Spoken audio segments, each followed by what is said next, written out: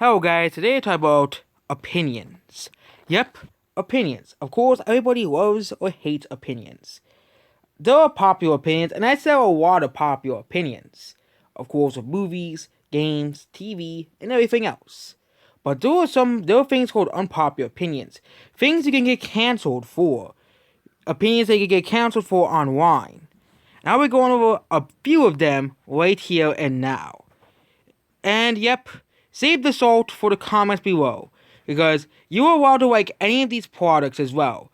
You can any of the stuff that I like. You'll feel free to not like. I'm saying that basically at the video. You can feel free to like anything that I don't like. This is a free country.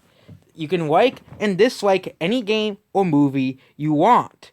Or like dislike any game, movie, TV show, or product you want. As long as it's not breaking the law, like pirating a game. Then we have a problem with that. But I'll be going over the first one. First unpopular opinion. But yep, this is a problem of the internet as a whole. If you have the wrong opinion, you'll basically be destroyed on the internet for having the wrong opinion. So of course, I'll be selling my quote-unquote wrong opinions right here and now. Mario Galaxy and Wii are overrated. Mario Galaxy is a very overrated game because I hate its controls. I think that this game has the worst controls out of any Mario game. Any Mario game. Yes, even worse than Mario Sunshine had some pretty clunky controls, but at least it didn't have most controls snuck into it. You have Mario Sunshine's wonky controls with Bowser controls, and make some of the levels in Mario Galaxy very tedious, like the very horrible ball levels. I do admit that the graphics look pretty good for a Wii game, and I admit that the music is pretty good, and some of the levels are pretty great. But Mario Galaxy's controls ruin a game everything about a game. And I think that's the same true for the Wii. I hate the Wii. The Wii is Nintendo's second worst console of all time, besides the Virtual Boy, because there's nothing to get worse than the Virtual Boy. But I hated the Wii. I hated this console. There were only like 2 or 3 or 4 games I actually liked on the Wii. And people were saying, the Wii is one of Nintendo's best consoles of all time. No, it isn't. At least in my opinion. You can like the Wii. You can like this console. You can like any of the games on the Wii. Even garbage like Ninja Bread Man. But the Wii is not Nintendo's best console. It was essentially a glorified exercise machine. That's what it really is. And that's what the Wii... I didn't hate the Wii U because guess what? The Wii U didn't have forced motion controls. If the Wii was like the Wii U, no forced motion controls, I bet I would have liked it much more. But I guess the general audience didn't like playing games that way, because the Wii U flopped. So, I guess, and then you got the Switch, which, again, you could finally play games normally. Okay, and it actually sold well. So, yep. And that's why I hated the Wii, but I really played the GameCube until the Wii U came out, because I hated this console. I hated playing this console. I hated playing games on this console. I did. I hated playing games on this console. It was very annoying playing games on this console. So the next unpopular opinion is I don't like The Incredibles. This is my second most hated opinion out of them all. The Incredibles is Pixar's most overrated movie out of them all. I like a decent chunk of the Pixar movies. I even thought Up was okay. I think Up was pretty overrated, but Up still at least had a decent story. I still thought Up is not a masterpiece like everybody says it is, because really most of the movie is forgettable. But The Incredibles is basically a generic superhero story that you can read out of Marvel Comics. I think the only reason why The Incredibles is so popular is because there was no Marvel movies. The superhero movies were not as big as they are now. Superhero movies were still relatively niche. Oh, we still had the Spider-Man movies coming out. The Dark Knight was still 4 years away. You know, you didn't really have much in terms of superhero movies. And I think that's one of the only reasons why The Incredibles was so popular. Looking back on it, comparing it to modern Marvel, DC, The Dark Knight, comparing it to movies like The Dark Knight, Guardians of the Galaxy, Aquaman, Spider-Man 2, yeah, those movies are much better. are much better. And even compared to another animated superhero movie, Spider-Man and the Spider-Verse, Spider-Man and Spider-Verse is far better than The Incredibles. Far better. The Incredibles is probably one, and I don't plan on seeing the second movie anytime soon. It's probably just as dull and boring as the first movie. The Incredibles had okay animation. It wasn't really groundbreaking. It was just standard animation for the time. I spot that the cities were kind of lifeless in this movie, like at the final fight scenes. I also didn't like, so the characters are kind of annoying, like the little kid, not the baby, the little kid that moves around like really fast. He was kind of like a Sonic ripoff. And yeah, The Incredibles is kind of like the Fantastic Four, but it's a family instead. So it's still better than the Fantastic Four movies though, because those movies are complete garbage. But probably except for the first one, was at least the first one is better. But right, it's still at least better than Fantastic Four: The Rise of the Silver Surfer. That movie was complete garbage. But there we go. Second unpopular opinion done. Fourth. Next, indie games don't sell. I can go over 100 indie game example of developers promoting indie games, and Nintendo. Half of these games do not sell, but Nintendo is basically the biggest offenders of promoting indie games that just do not sell. I know indie games do sell at some points. Cuphead, Undertale, Baldi's Basics, Celeste, Hollow Knight, but look at all these games. Do you really think that most people are going to play all these indie games or play Zelda?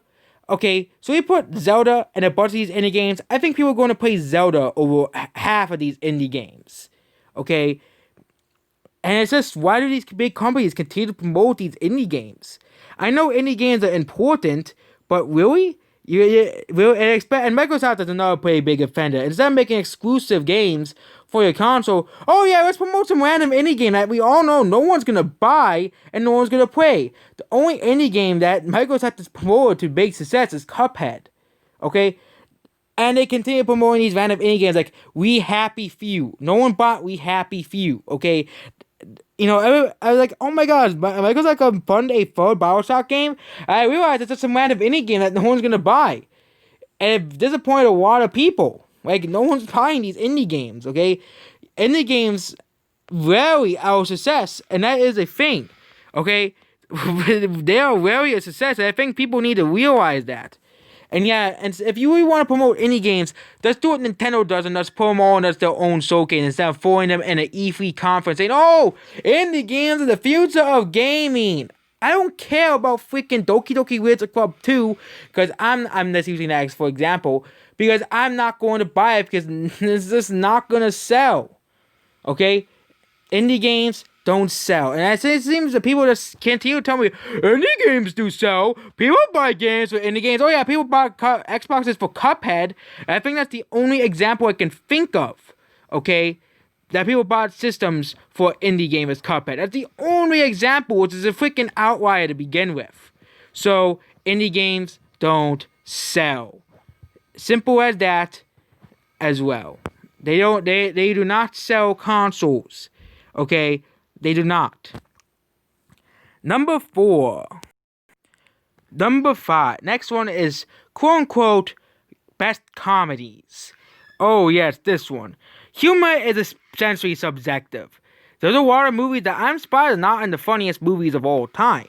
If you look at my list of funniest movies in the quote-unquote critic list, you'll see there's many missings. Movies like Borat, a movie like that. And of course, you have movies like, that I would consider classic comedies completely excluded from the list. Here. If you look at the list of the funniest movies by The Ranker, which is a website that ranks the funniest movies of all time, okay, some of these movies I've never seen before, so I can't really say if they're funny or not, but some of the quote-unquote funniest movies of all time are not that funny. Again, humor is subjective. For example, one of them is Planes, Trains, Automobiles, and Uncle Buck. Uncle Buck, I was laughing so much watching that movie, but Planes, Trains, Automobiles, there's a few funny scenes in the movie I find funny, but isn't nearly as funny as Uncle Buck. But for some reason, critics rank it higher than Uncle Buck for some weird reason. And the same thing could be said of many other movies that got such bad reviews. Pixels and the classic Happy Gilmore. Again, I'm not really a big sports fan, so I couldn't really understand the humor of Happy Gilmore compared to Pixels. Which I resonate way more with video games, so I think that's the reason why. I can explain that one. But if you look at some of these movies, I just do not care for them, especially Spaceballs. That's one of the biggest ones people will criticize me for not liking. I thought Spaceballs was terrible. Spaceballs is not that great. Again, I'm not the biggest Star Wars fan in the world, so I couldn't understand it. But if you look at some of these movies, way back to if you just consider comedy, it's not. And another one is Austin Powers. I didn't really find that movie funny. Maybe I have to rewatch it again because I did watch Austin Powers like 7 years ago as well. So yeah, some of these movies are not really that funny, but a lot of them are pretty funny. And no, the remake of Vacation is not that funny. I'm telling you, we're talking about National Lampoon's Vacation, not the remake of Vacation. That's not a funny movie. The original Vacation, yes, it is, but the remake, no one likes the remake. It's not funny. But yeah, actually, a lot of these movies I do think about it, but there's still those few movies that are considered unpopular opinions because they're the most popular movies of here. So these are the funniest movies of all time. And there's some movies that are not even considered comedies that I would consider in among the funniest movies of all time as well. So that's basically it. No, that's basically about comedies. Now moving to the last part of the video. The last one is a certain character. We're going to talk about being in Smash Bros. So, we all know there are many characters that people want. And, yep, we all know who we're talking about. The one whose name must never be said. Xeno. I have been the main opposition to Xeno being in Smash Bros, essentially. And why are fans, specifically Xeno's, obsessed with Xeno being in Smash Bros? Of course, you can request Xeno being in Smash Bros. You can still request them. I'm not going to be this evil guy saying, you can't request Xeno because I don't want him. But seriously, Xeno is overrated. First of all, he is not, if you look at the most popular Mario characters list, he's not even the top 30 or 40. Most younger people don't even know who Xeno is, unless they watch Smash Bros videos regularly. Or you're like, oh look, Mario's in the game, Sonic's in the game, okay, you can play as Mario, Sonic, I can play as Zelda, Link. All the characters they know, but and then you add this guy called you like, who is Xeno? I get the whole point of playing characters in Smash Bros. Is to promote a character. For example, Fire Emblem wouldn't become as big as it was if it wasn't for Smash Bros. But if you look at the Smash Bros. Community's obsession with this one character, this is the character I had the biggest problem of being in Smash Bros. Because people are obsessed with playing in Xeno in Smash Bros. There are several channels that are dedicated to getting Xeno Super Smash Bros. Do you really want your entire YouTube channel to be dedicated to playing one character that nobody knows about outside the Smash Bros. Community being Smash Bros? Because if you look at the Xeno in the Mario universe, Xeno is like one of the least relevant characters in the Mario universe. Okay? Look at all the Mario characters that are in Smash Bros. All of them are prominent characters in the Mario universe. All of them have been in more than one game. Xeno, he has only been in one Mario game, that's Mario RPG, and that's it. That's it. You know, these guys would be happy that he just has a spirit in the game, and that he doesn't have nothing at all. And then he had a Mii costume in Smash 4. Because I think that's probably the best you'll probably get with Xeno, is that he will be a Mii costume, and I think you guys have to accept it. But especially on certain YouTube channels, especially on these Xeno channels, you'll be saying, oh, if Xeno's not on Smash Bros., I won't buy Smash Bros. Well, 20 million people will disagree with you. 20 million people will bought Smash Bros. Without Xeno being in the game. It just proves that Xeno is not a selling point of any game whatsoever. That only a small group of people really want to see Xeno in Smash Bros. To begin with. And the fact that people lambaste my opinions every single time, why do you not want Xeno in Smash Bros? How dare you say you don't want a character because you didn't grow up in the 90s, okay? And really the 90s as an era is very overrated, but I can't really say because I can't time travel to the 90s to experience the 90s for myself. So, Xeno is overrated. His game is forgotten. Mario RPG. You really think that people are going to remember Mario RPG 40 years from now when there's much better Mario RPGs out there? This character is going to be forgotten, outside. It's basically forgotten in the Mario community. His game is merely forgotten outside of its soundtrack, you know, and yeah, I don't really remember much about Mario RPG either, so yeah, among younger generations, Xeno is forgotten. He is. Of course, if you still like Xeno, you can still request him to be in Smash Bros. But I think Xeno is not a likely pick for Smash Bros. He is very unlikely to appear in Super Smash Bros. In any meaningful future. Okay, any meaningful future, Xeno will not be in Smash Bros. Okay, Xeno will not be appearing in this game. Okay, not at all. Next one. And there we go, that is only a couple of unpopular opinions in the world that I have. And there you go, you have to respect them. And you can of course tell your unpopular opinions if you watched through the whole videos. Because I would love to hear your unpopular opinions.